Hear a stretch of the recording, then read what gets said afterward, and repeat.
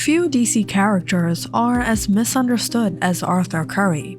Sure, people sometimes hate Batman for not having superpowers, but that's nothing compared to how often people shade Aquaman. But I've got friends coming over tonight! These lobsters walked right up to the door. Anyone hungry? The Johnsons! Oh no! Ed Johnson performed my brizz! Aquaman, I hear you.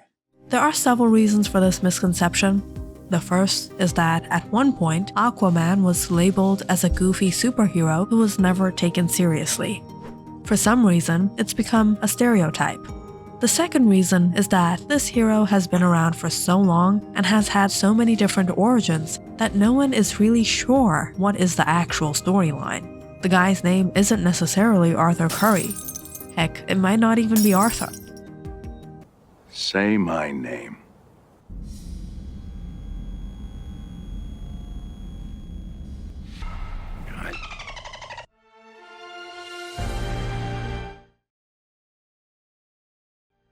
Before we get into the issue of different origin stories, let's talk about Aquaman being seen as this goofy character.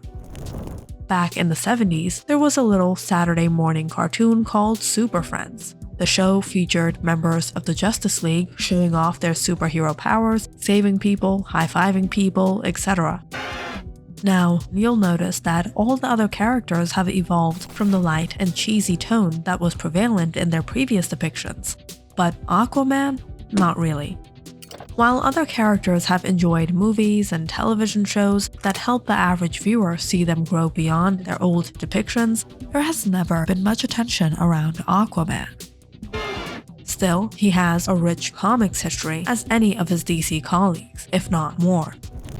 The ridiculous stereotypes surrounding the hero are so pervasive in the fanbase that in the New 52's Aquaman Volume 1, DC went so far as to poke fun at them putting Arthur in a cafe with a couple of bros who think they know a thing or two about being the king of Atlantis.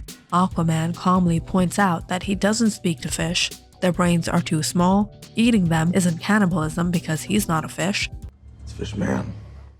and proceeds to tip his waitress with a piece of Atlantean gold that's enough to put her kid through college.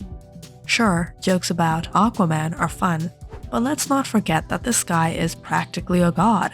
He may have had some silly appearances in the past, but what superhero hasn't had an incredibly cheesy story in the past? That was then, and this is now. And now Arthur Curry can literally throw the ocean at anyone who pushes him in the wrong direction. This leads to another problem with the King of the Seas. That is, there are so many origins and so little time, but let's think about it seriously. What is Aquaman's origin story? Let's start at the very beginning. It was the Golden Age. Comics were cheap and basically every hero defeated Hitler or at least a bunch of Nazis. The original Aquaman introduced in 1941 didn't come from the sea at all. His father was an ocean explorer, and his mother died during childbirth. Good old dad found what he thought was Atlantis and built a house for him and his son. Aquaman's father was obsessed with Atlantean culture and spent a lot of time poring over his documents. These texts were intended to teach his son how to survive underwater and how to harness the ocean to give himself great power.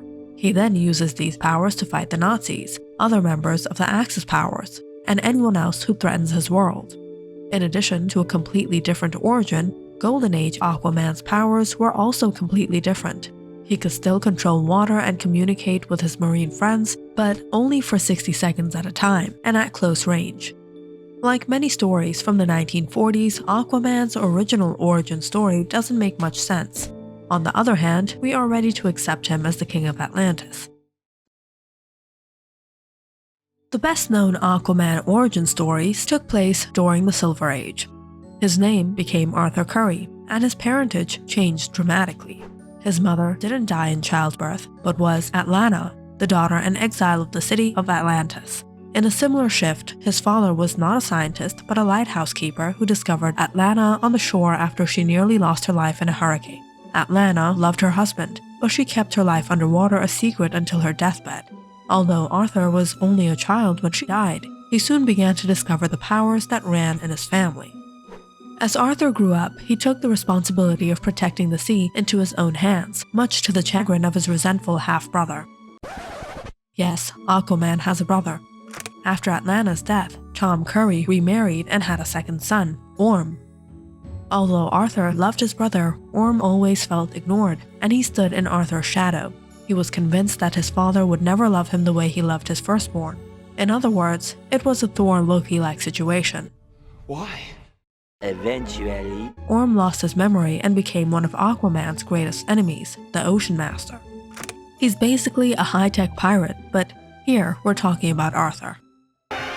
Aquaman has undergone several more retellings in the so-called modern era. Crisis on Infinite Earth expands on the stories of both Arthur and Orm, deepening his powers and turning Orm into a wizard. But why? Seriously, you need to get him and Loki together to solve the sibling issue. Then came The Legend of Aquaman, which changed Arthur's name to Orin, made Atlanta a queen instead of an outcast, and changed her father to a wizard named Atlan. What? See how hard it is for people to understand what is going on with this guy's backstory?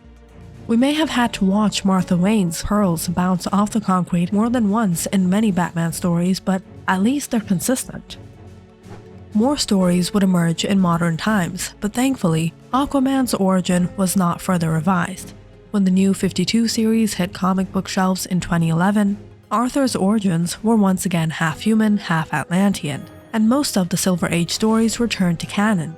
Yes, DC has rebooted the comics since then, but for now, Aquaman's backstory is as established as it is in the comics, as Rebirth is more focused on relationships than an origin story or a complete revamp of his power set. All of this goes to show that Aquaman may have been a little ridiculous back in the day. Fortunately, current DC movies have managed to break away from the silly and hilarious side while remaining memorable. But stupid or not, it's best to remember that the fellow god-like surfer with a tribal tattoo could throw a shark at you, or a submarine, or the darn ocean. Comics have always had and always will have stranger stories, but Arthur Curry's story is one of the most interesting when you give it a try. If you don't like the first choice, replace it with one of the others. Crisis on Infinite Earth's origin story may be difficult to understand, but at least there's something for everyone. But how far will the upcoming movie stray from the comics? We'll have to wait to find out. What do you think? Comment down in the section below and don't forget to like and subscribe.